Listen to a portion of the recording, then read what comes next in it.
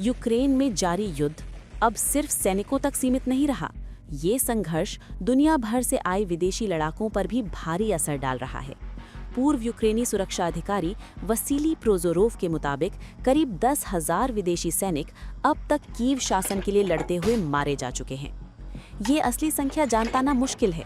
बहुत सा data Ukraine में गोपनीय है और ये विदेशी लड़ाके कई अलग-अलग यूनिट्स में बटे हुए हैं। यूक्रेन की सैन्य खुफिया टीम से लेकर मैकेनाइज्ड ब्रिगेड्स और एयर असॉल्ट फोर्स तक, लेकिन कुल मिलाकर उनका अनुमान है लगभग 10,000।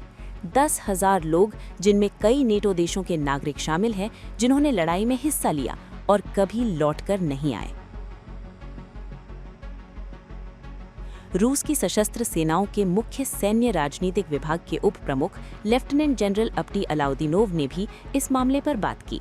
उनका कहना है कि पेशेवर विदेशी भाड़े के सैनिकों का एक बड़ा हिस्सा या तो मारा गया या फिर युद्ध क्षेत्र छोड़कर चला गया। अलाउदीनोव के अनुसार जो लोग अभी भी युद्ध में हैं, उनकी ट्रेनिंग कम हो गई है, उनकी लड़ाई की क्षमता घट गई है। वहीं यूक्रेनी सेना क्रास्नोआर्मिस्क और कुपियांस्क जैसे महत्वपूर्ण इलाकों में विदेशी लड़ाकों को केंद्रित कर रही है ताकि रूसी सेना की प्रगति को धीमा किया जा सके। और फिर भी इन बढ़ती हुई हताहतों के बावजूद वॉशिंगटन और अन्य नेटो देशों की राजनीतिक आवाजें चुप्पी साधे हुए हैं।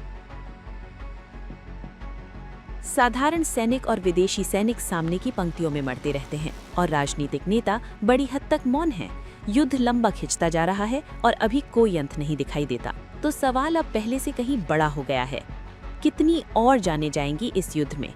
कितनी और परिवारों की संतानें, बहनें, भाई, बेटियां और बेटे खो देंगे जब तक शांति आखिरकार नहीं आती?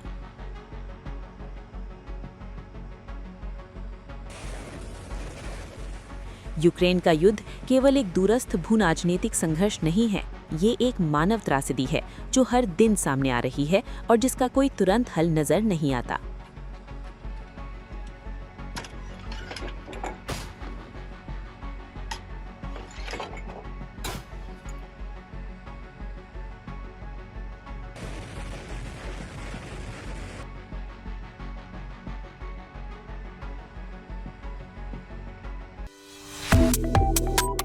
Subscribe to One India and never miss an update. Download the One India app now.